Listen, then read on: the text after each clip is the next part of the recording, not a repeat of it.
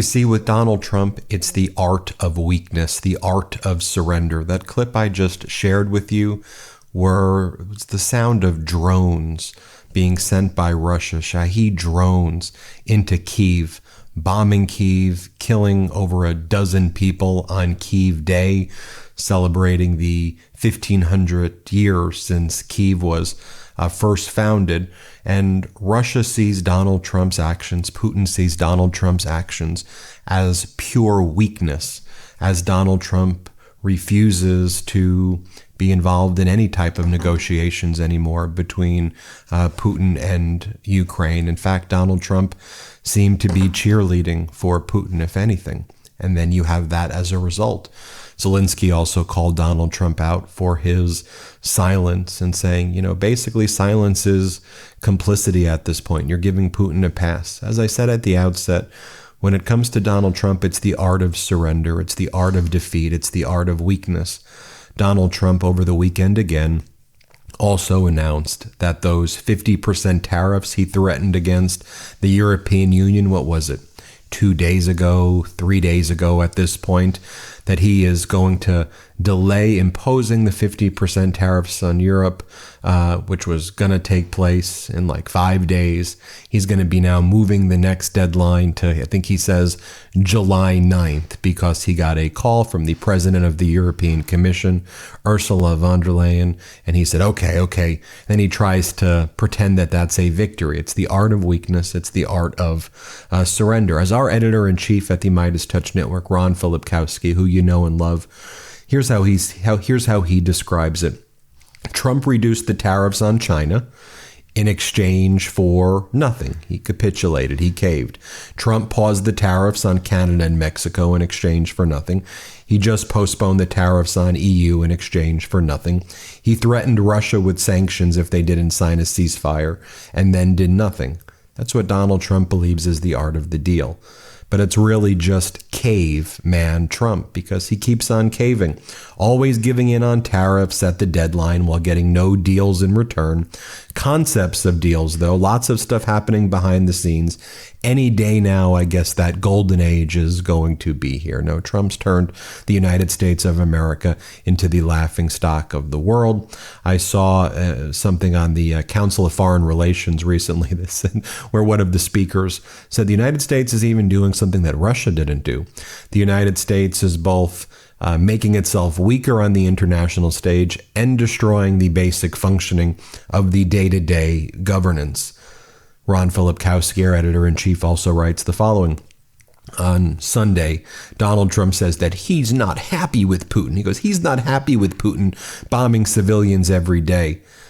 But it's only because Trump's dream of a Nobel Peace Prize isn't happening. He won't do anything about it, though, except say he's unhappy and then go back to golf.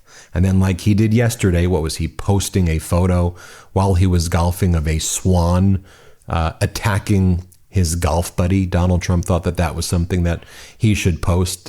Incidentally, our editor-in-chief, Ron Filipkowski, explained, I think that's the swan at Bedminster at the 16th hole that guards the grave of Ivana, Donald Trump's first wife, who he buried at Bedminster in kind of the marsh area, actually by that hole, so that Donald Trump could potentially claim tax deductions by calling Bedminster, his golf course, a cemetery.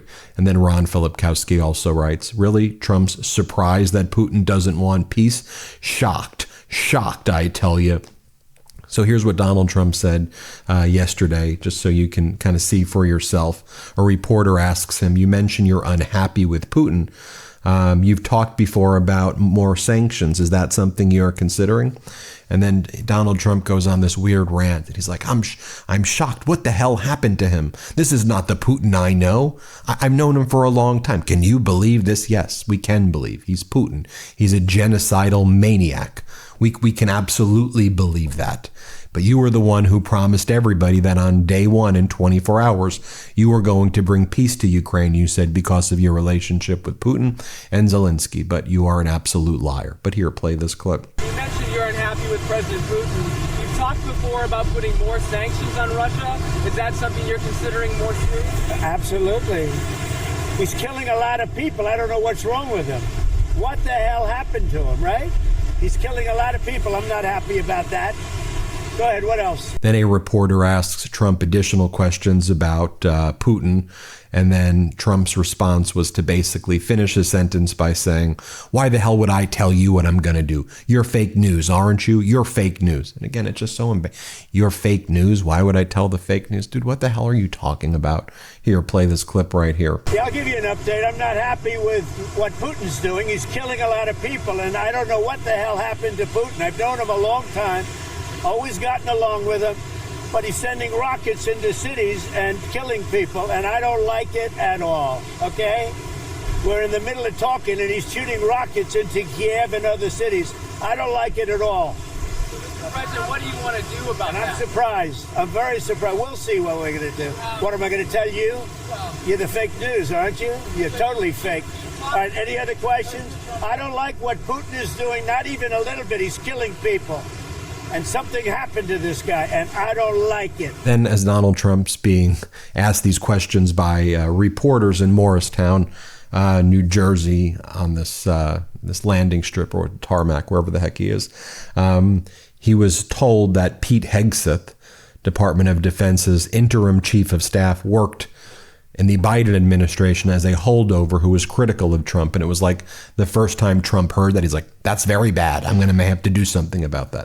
Secretary Hegseth's acting chief of staff is a Biden administration holdover who has said some very critical things about you and Vice President Vance.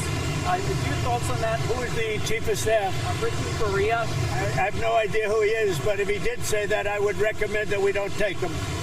I mean, if he did say something like that, I would recommend we don't take him. But let's see. I'll take a look. Faria, I'll check it out. Do you even know who's working for you, Donald? Like, do you know at all what's going on? Do you know what's signing? It's always projection and confession with the Trump regime and these MAGAs, though, isn't it? So like when they accuse former President Biden of like, you didn't do anything, it was just the auto pen that did anything. Like, they're telling on themselves, because who the hell makes up something like that? The auto pen? Here's what I know. Under former President Biden, we had a stable, predictable, values-based government. 2 new nations joined NATO. Our international standing was never more powerful than it was under former President Biden. Domestically, we had GDP growth that was #1 across the world. We had inflation under control, such that the Fed was reducing interest rates. We had record job growth, 16.2 million jobs created, record low unemployment. We were energy independent, producing the most energy anywhere in the world. 40,000 infrastructure projects were going up across the country. So that's what I do know about what actually was transpiring under the Biden administration. And here, Donald Trump, whose whole thing is what? America, America. Well, he's approving the deal now with Nippon Steel in Japan to take over U.S. Steel. But see, Trump's such an idiot that he thinks he did the deal with Nissan, not Nippon. He goes, Nissan is a great company. Nippon, it's Nippon, not Nissan, you idiot. Here, play this clip. Another question. You announced on Friday about U.S. Steel and Nippon Steel. Yeah. What will the ownership structure look like? What made you It'll be controlled by the United States. Otherwise, I wouldn't make the deal. I went to the unions, to all of the local unions. They all wanted it. And I'm doing it because all of the congressmen came in, about 5 of them, and the others, I understand, are in concurrence. And they asked that I do it. Everybody seems to want it. And we'll see. I mean, we'll see what the final is. But they're going to invest millions of dollars in steel. And it's a good company. Nissan's a very good company. We'll see. But it's an investment, and it's a partial ownership, but it'll be controlled by the USA.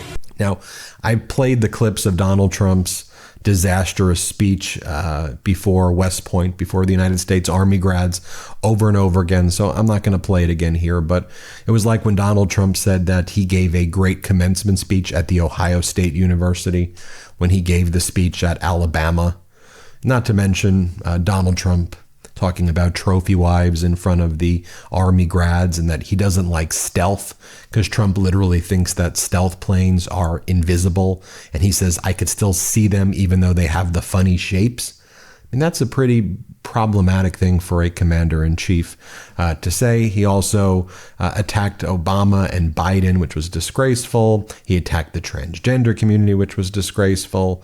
It was just an overall, he compared himself to Al Capone. Just bizarre stuff. I mean, like here, while Donald Trump is answering questions too, you'll see again that he believes that one of the big problems with Harvard is it's like he's learning for the first time that they have international students. Donald, there's so many schools that have international students. It's not just Harvard. That's what upsets you about Harvard, that it has international students. Then he demands the names. Here, play this clip. Yeah. On Harvard, do you think you'll come for their endowment in any way or go after financial aid? Well, look, part of the problem with Harvard is that there are about 31%, almost 31% of foreigners coming to Harvard. We give them billions of dollars, which is ridiculous. We do grants, which we're probably not going to be doing much grants anymore to Harvard. But they're 31%, but they refuse to tell us who the people are. We want to know who the people. Now, a lot of the foreign students we wouldn't have a problem with. I'm not going to have a problem with foreign students, but it shouldn't be 31%. It's too much because we have Americans that want to go there and to other places, and they can't go there because you have 31% foreign. Now, no foreign government contributes money to Harvard. We do. So why are they doing so many? Number one. Number two, we want a list of those foreign students, and we'll find out whether or not they're okay. Many will be okay, I assume. And I assume with Harvard, many will be bad. And then the other thing is they're very anti-Semitic. Everybody knows they're anti-Semitic, and that's got to stop immediately. And here was Donald Trump capitulating, saying that he would be not imposing the 50% tariffs on Europe, conveniently, as we head into, the opening of the markets, soon. It's obviously Memorial Day, by the way. Happy Memorial Day to everybody. And it's really a solemn day as well, where it's important that we remember all of the fallen soldiers who have sacrificed everything for us. But here's the speech of Donald Trump at the EU. Let's play it. You spoke to European Commission President von der Leyen. Did you discuss the 50% tariffs, and did you agree to... She just called me, as you know, and she asked for an extension on the June 1st date. And she said she wants to get down to serious negotiation because I've told you specifically, I told anybody that would listen. They have to do that. And we had a very nice call, and I agreed to move it. I believe June 9th would be, July 9th would be the date. That was the date she requested. Could we move it from June 1st to July 9th?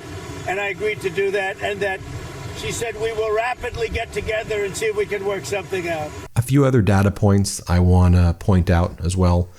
The shipping situation from China to the U.S. actually hasn't gotten all that much better since Trump rushed his trade advisor, Jameson Greer, and Scott Bessent, his Treasury Secretary, to cave to China.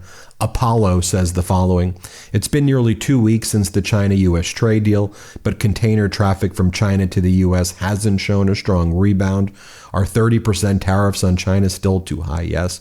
Or are U.S. companies simply waiting to see if tariffs will drop further before ramping up shipments?" That's the problem with Trump's policies. He's so malicious, arbitrary, and capricious that no one even knows what the hell he's even doing at any given point in time. I always got to mention climate on these videos now because it's so important, and I think it sometimes gets short shrift and not a lot of people talk about it. But one of the things that Trump has directed his Justice Department to do is it's not good enough that the Trump EPA and the Trump agencies are trying to destroy the environment at the federal level. They're having the Department of Justice sue the states that are trying to, as states' rights issues, help the environment in their states. So there's a lot of states that are saying, or we're going to make polluters basically reimburse the state for their stuff. Trump's suing them. Trump and the MAGA Republicans pushing forward legislation to try to block the emission standards that California sets. And I live in California. 30 years ago, there was so much smog. It was gross. We got that under control in California, but Trump wants to bring back the smog because it's an absolute death cult. There's nothing else to really say about it. So There you have it right there. Again, he caves. He's a loser, weak, pathetic. And you can see it just all play out there, I think. Right? I mean, it's just the behavior of a loser. And it's humiliating to the United States. Tell me what you think. Hit subscribe. Let's get to 5 million subscribers. And thanks so much for watching, and have a restful Memorial Day. But remember what the Memorial Day is all about. It's about remembering the troops who made the ultimate sacrifice for our country. Love this video? Continue the conversation by following us on Instagram @MeidasTouch and help us blow past 1 million followers.